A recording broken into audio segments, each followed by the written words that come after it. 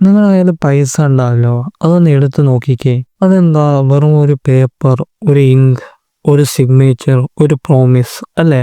അത് സ്വർണ്ണമൊന്നല്ല, ഇതിനൊരു വാല്യൂ ഇല്ല. പക്ഷെ അതിന് വേണ്ടിയിട്ട് നമ്മൾ ജീവിതം കൊടുക്കും, ഏർലി മോർണിംഗ് എഴുന്നേൽക്കും, സ്ട്രെസ് സഹിക്കും, സെൽഫ് റെസ്പെക്ട് വരെ കോംപ്രമൈസ് ചെയ്യും. വൈ? കാരണം നമ്മൾ തിങ്ക് ചെയ്യാം മണി ഈസ് വെൽത്ത്. അല്ല, money is not wealth, money is control. ഈ മണി എന്ന് പറയുന്നത് മനുഷ്യന്മാരുടെ ബിഹേവിയർ ഓർഗനൈസ് ചെയ്യാൻ വേണ്ടിയിട്ട് ഡിസൈൻ ചെയ്ത ഒരു സിസ്റ്റമാണ് ഈ മണി എന്ന് പറയുന്നത്. ഇന്ന് ഞാൻ നിങ്ങളെ മോട്ടിവേറ്റ് ചെയ്യാനല്ല വന്നത്, ഞാൻ ഈ സിസ്റ്റമിനെ എക്സ്പോസ് ചെയ്യാൻ വേണ്ടിയിട്ടാണ് വന്നിരിക്കണേ. പൈസയ്ക്ക് മുമ്പ് പവർ എങ്ങനെ ഉണ്ടായിരുന്നേ? പവർ വന്നിട്ട് സിമ്പിളായിരുന്നു. ലാൻഡ്, ഫുഡ്, വെപ്പൺസ്, ഇതൊക്കെ ആരുടെ കയ്യിലുണ്ടോ അവൻ്റെ കയ്യിൽ കൺട്രോളുമാണ്.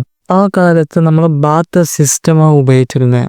അരി കൊടുത്ത് മീൻ മേടിക്കും, സിമ്പിൾ. ഇങ്ങനെ കൈമാറുന്ന സിസ്റ്റമിന് ഒരു ഭയങ്കര വീക്ക്നെസ് ഉണ്ടായിരുന്നു. എനിക്ക് വേണ്ടത് നിങ്ങൾക്ക് വേണ്ടെങ്കിൽ ഡീല് നടക്കില്ല. അപ്പോഴാണ് ഈ സിസ്റ്റം തന്നെ ഫെയിൽ ആവണം. അവിടെ പവർ സ്ലോ ആയി. പക്ഷേ സിവിലൈസേഷൻ വളരാൻ വേണ്ടിയിട്ട് സ്പീഡ് വേണം. സോ ഇവിടെ ഡീല് നടന്നില്ലെങ്കിൽ അവിടെ കഴിഞ്ഞു. അതിനു വേണ്ടിയിട്ട് മനുഷ്യന്മാര് സ്മാർട്ടായിട്ട് ഒരു ടൂൾ ഉണ്ടാക്കി, മണി. എക്സ്ചേഞ്ച് സിംപ്ലിഫൈ ചെയ്യാൻ മാത്രമല്ല, കൺട്രോൾ സ്കെയിൽ ചെയ്യാൻ. പണം ഉണ്ടെങ്കിൽ കൺട്രോൾ സ്കെയിൽ ആവും. അതന്നെ ഇതേ കൺട്രോൾ ഇൻവിസിബിൾ ആകുമ്പോൾ അത് ഡേഞ്ചർ കൂടിയാ. ഞാൻ എന്തിനാ ഉദ്ദേശിച്ചതെന്ന് ചിലർക്കൊക്കെ മനസ്സിലായി കാണും. ഇത് കഴിഞ്ഞിട്ടാ ഈ ഗെയിമിൽ സ്വർണം എന്ന് പറഞ്ഞ സാധനമല്ല, ഗവൺമെന്റിനെ പോലും ലിമിറ്റ് ചെയ്ത കാലം. ഈ സ്വർണം വന്നിട്ട് ഈ കളിയിൽ എത്തിയതിനു ശേഷം ഗവൺമെന്റ് അടക്കം പേടിച്ചു പോയ ഒരു സാധനം ഈ സ്വർണം എന്ന് പറയുന്നത്. കാരണം സ്വർണം ഭയങ്കര റെയറാ, ഡ്യൂറബിളാ, പ്രിന്റ് ചെയ്യാൻ പറ്റില്ല, സ്കാർസിറ്റിയാ. അതിന്റെ സ്കാർസിറ്റി ഭയങ്കര പവർ കൊടുത്തതിന്. ഈ ഗോൾഡ് സ്റ്റാൻഡേർഡ് ഉണ്ടായിരുന്നപ്പോൾ ഗവൺമെന്റിന് അൺലിമിറ്റഡ് ആയിട്ട് സ്പെൻഡിങ് നടത്താൻ പറ്റിയില്ല. കാരണം ഈ ഗവൺമെന്റിന് വാറിനോ ഇല്ലെങ്കിൽ ഒരു രാജ്യത്തെ ഡെവലപ്പ് ചെയ്യാനോ അതിന് റിയൽ ഗോൾഡ് തന്നെ വേണം. ആ സമയത്ത് മണി ക്രിയേഷൻ ഭയങ്കര ലിമിറ്റഡ് ആയിരുന്നു. സ്വർണ്ണല്ലേ എങ്ങനെ ക്രിയേറ്റ് ചെയ്യാൻ പറ്റുക? പക്ഷെ ആ സമയത്ത് സിസ്റ്റം ഭയങ്കര ഡിസിപ്ലിൻഡ് ആയിരുന്നു. But power hates limits. പവറിന് ലിമിറ്റ് ഇല്ലാത്ത, അതിരില്ലാത്ത പവർ വേണം. ഞാൻ പവർ എന്ന് ഉദ്ദേശിക്കുന്നത് ഗവൺമെന്റിനെയാണ്. ഗവൺമെന്റിന് അൺലിമിറ്റഡ് കൺട്രോൾ വേണം. അത് കഴിഞ്ഞിട്ട് നെക്സ്റ്റ് എവല്യൂഷൻ തുടങ്ങി. ഈ പൈസ വന്നിട്ട്, സ്വർണം വന്നിട്ട് ഒരു പേപ്പറായി മാറുന്ന ഒരു കാലഘട്ടം. ഇവിടാണ് മനുഷ്യന്മാർ വന്നിട്ട് ഗോൾഡ് ഡെപ്പോസിറ്റ് ചെയ്യാൻ തുടങ്ങണേ. ഗോൾഡ് സ്മിത്ത് എന്ന് പറയുന്ന ആളുടെ അടുത്ത് ഇവര് ഗോൾഡ് കൊടുക്കും. ഗോൾഡ് കൊടുത്തിട്ട് അതിന് പകരം ഇവർ റെസീപ്റ്റ് മേടിക്കും. ആ റെസീപ്റ്റ് വന്നിട്ട് നമ്മുടെ കയ്യിൽ എത്രയാണോ ഗോൾഡ് ഉള്ളത് അത് വന്നിട്ട് റെപ്രസെന്റ് ചെയ്യും. പക്ഷെ പിന്നെ ഇങ്ങനെ കാലങ്ങളൊക്കെ പോകുമ്പോൾ ആൾക്കാർ വന്നിട്ട് ഗോൾഡ് അവിടെ നിന്ന് എടുത്തില്ല. അവര് ആ ഗോൾഡ് സ്മിത്ത് കൊടുത്ത റെസിപ്റ്റ് ഇല്ല, ആ റെസിപ്റ്റ് വെച്ചുകൊണ്ട് തന്നെ ട്രേഡ് ചെയ്യാൻ തുടങ്ങി. ഇവിടെ നിന്നാണ് ഒരു ഡേഞ്ചറസ് ഷിഫ്റ്റ് തന്നെ നടക്കണേ. ഒരു വാല്യൂ ഉള്ള കാര്യം ഷിഫ്റ്റായി ഒരു സബ്സ്റ്റൻസ് ആയി, അത് വന്നിട്ട് ഒരു റെപ്രസെന്റേഷൻ ആയിട്ട് മാറി. ഇത് കണ്ടിട്ടാ ഗവൺമെന്റ് തന്നെ ഇറങ്ങാൻ തുടങ്ങണം. കാരണം റെപ്രസെന്റേഷൻ അപ്സെറ്റ് ചെയ്താ ഒറിജിനൽ വേണ്ടാതാവും. അതായത് വെറും പേപ്പർ നമ്മൾ അപ്സെറ്റ് ചെയ്ത് കഴിഞ്ഞാൽ നമുക്ക് സ്വർണം വേണ്ടാതാവും. അപ്പൊ ഈ കാര്യം നോട്ടീസ് ചെയ്ത ഗവൺമെന്റ് വന്നിട്ട് അപ്പൊ തന്നെ ചാടി സെൻട്രൽ ബാങ്ക് ഉണ്ടാക്കി. അത് കഴിഞ്ഞിട്ട് ആ ഒരു പേപ്പർ, വെറും ഒരു പേപ്പർ വന്നിട്ട് ഓഫീഷ്യൽ കറൻസി ആയിട്ട് മാറി. മുമ്പിൽ വന്നിട്ട് ഗോൾഡ് വന്നിട്ട് ഒരു ബാക്ക് എൻഡ് ആയിരുന്നു. അതായത് നമ്മുടെ കയ്യിൽ സ്വർണ്ണം ഉണ്ടെങ്കിലേ നമ്മുടെ കയ്യിൽ റെസിപ്റ്റ് കാണുള്ളൂ. പക്ഷെ ഈ റെസിപ്റ്റിന്റെ കളി തുടങ്ങിയതിനു ശേഷം ഈ ഗവൺമെന്റ് ഒക്കെ ഇൻവോൾവ് ആയി കഴിഞ്ഞതിന് ശേഷം സ്വർണ്ണം വന്നിട്ട് ഒരു ഓപ്ഷണൽ ആയിട്ട് മാറി. പണ്ടത്തെ പോലെ സ്വർണ്ണം അവിടെ എന്നൊന്നും ആരും ചോദിക്കത്തില്ല. ദേ സ്റ്റാർട്ടഡ് ട്രസ്റ്റിംഗ്. ആ പേപ്പറിനെ അവർ വിശ്വസിക്കാൻ തുടങ്ങി. ഇത് കഴിഞ്ഞിട്ട് 1971 US ഗോൾഡ് സ്റ്റാൻഡേർഡ് റിമൂവ് ചെയ്ത്. അത് കഴിഞ്ഞിട്ട് ആ പൈസയുടെ ബാക്ക് എൻഡിൽ ഒന്നുമില്ല, ഫെയ്റ്റ് കറൻസി. ഫെയ്റ്റ് കറൻസി എന്ന് പറഞ്ഞാൽ ബിക്കോസ് വി സേ സോ. അതായത് നമ്മളിപ്പോ കയ്യിൽ ക്യാരി ചെയ്യുന്നുണ്ടോ, പിടിച്ചോണ്ട് നടക്കുന്ന നോട്ടില്ലേ പൈസ, അതിന് വാല്യൂ ഉണ്ടാകുന്നത് ഗവൺമെന്റ് പറഞ്ഞോണ്ട് മാത്രം.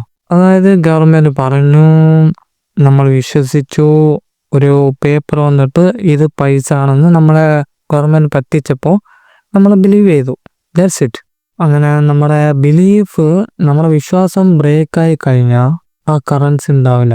നിങ്ങൾ കേട്ടിട്ടുണ്ടോ സിംബാബ്വെ, വെനിസ്വേല, അവിടെ പൈസ വന്നിട്ട് വെറും പേപ്പറാ. Now think carefully. Your salary, your savings, your lifetime effort all stored in something that can be created digitally out of the thin air. നമ്മൾ കരുതുന്നത് ഗവൺമെന്റ് പൈസ പ്രിന്റ് ചെയ്യുന്നല്ലേ. റിയാലിറ്റി ഡിഫറെന്റാ. Most money is created through loans. മിക്കവാറും പൈസ എന്നിട്ട് ഈ bank മൂലം ഉണ്ടാവണം, അവര് ക്രിയേറ്റ് ചെയ്യുന്നതല്ല. ഈ ഗവൺമെന്റ് പൈസ ക്രിയേറ്റ് ചെയ്യും എന്നൊക്കെ പറയുന്നത് അതൊരു ചെറിയൊരു മിത്ത. അത് റിയാലിറ്റി കൂടിയാ, പക്ഷെ അത് കുറച്ച് മിത്തും കൂടി കലർന്നിരിക്കുന്ന ഒരു സാധനം. ശരിക്കും പൈസ ഒക്കെ ഉണ്ടാക്കുന്നത് ഈ ബാങ്ക്സാ. അതെങ്ങനെയാന്നല്ലേ, അതൊരു ഡിജിറ്റൽ നമ്പറിങ് സിസ്റ്റം. എങ്ങനെ പറയാ, നിങ്ങൾക്ക് ബാങ്ക് വന്നിട്ട് ഒരു 10 ലക്ഷം ലോൺ തരുമ്പോൾ ആ 10 ലക്ഷം വന്നിട്ട് അത് ബാങ്കിന്റെ പൈസ അല്ല. ഇത് വന്നിട്ടൊരു സിമ്പിൾ, ഞാൻ നെക്സ്റ്റ് വീഡിയോയിൽ ഞാൻ പറയാം ക്ലിയർ ആയിട്ട് ബാങ്കിങ് സിസ്റ്റം എങ്ങനെ പ്രവർത്തിക്കണമെന്ന്. ബാങ്ക് സിമ്പിളായിട്ട് നമ്പേഴ്സ് മാത്രം ഇൻക്രീസ് ചെയ്യും. അതായത് ബാങ്കിൽ നമ്മൾ 10 ലക്ഷം ലോൺ അപേക്ഷിച്ചു, ലോൺ കിട്ടി, പക്ഷെ ബാങ്കിന്റെ കയ്യിൽ ആ പൈസ ഉണ്ടാവില്ല. ജസ്റ്റ് അവര് നമ്പർ മാത്രം വെച്ചുകൊണ്ട് കളിക്കുന്ന ഒരു കളിയാണ്. ഇന്നത്തെ കാലത്ത് പൈസ ഉണ്ടാകുന്നത് തന്നെ ഡെപ്റ്റ് ആ പൈസനെ ക്രിയേറ്റ് ചെയ്യണത്. അത് തന്നെ മറിച്ച് ഈ സിസ്റ്റമിനെ വളർത്തിക്കൊണ്ടിരിക്കുന്നത് ക്രെഡിറ്റാ. ഈ ഡെപ്റ്റ് ക്രെഡിറ്റ് എന്നൊക്കെ പറയുമ്പോൾ നിങ്ങൾക്ക് നിങ്ങളുടെ കുട്ടിക്കാലത്ത് ഒരു +1 +2 ഒക്കെ പഠിക്കുമ്പോൾ കൊമേഴ്സ് എടുത്തവർക്ക് അറിയാം. അക്കൗണ്ടൻസി ടീച്ചർ കുറേ വട്ടം പറയുകയാണ്, റൈറ്റ്? അങ്ങനത്തെ സാധനം ഡെപ്റ്റ് ക്രെഡിറ്റ് എന്ന് പറയുന്നത് ആ സാധനങ്ങളൊക്കെയാണ്. അതായത് സിമ്പിളായിട്ട് പറയുകയാണെങ്കിൽ മനുഷ്യന്മാർ ബോറോ ചെയ്യുമ്പോൾ പൈസയുടെ സപ്ലൈ കൂടും, എക്കോണമി വളരും. നമ്മൾ ഈ ബോറോയും നിർത്തിയാൽ ആ സിസ്റ്റം സ്ലോ ആവും. So understand this clearly. നമ്മൾ ഈ ബാങ്കിൽ പോയിട്ട് വെറും ഒരു ലോൺ മാത്രം എടുക്കണമല്ല, നമ്മളാ ആ ബാങ്കിന് ചോറ് വാരി കൊടുക്കണം. ഡെപ്റ്റ് is not accident, it is design.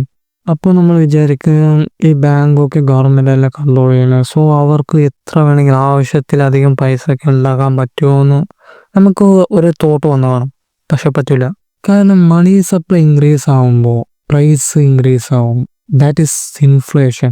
എന്ന് പറഞ്ഞാൽ അതൊരു ബിഗ് ടോപ്പിക്കാണ്. പക്ഷേ സിമ്പിളായിട്ട് പറഞ്ഞാൽ നമ്മൾ ഒരു 5 വർഷത്തിന് മുമ്പിൽ ഒരു 10 രൂപയ്ക്ക് ചായ കുടിച്ചു കാണും, ഇപ്പോൾ വന്നിട്ട് 15 ആയില്ലേ. അതാണ് ഇൻഫ്ലേഷൻ.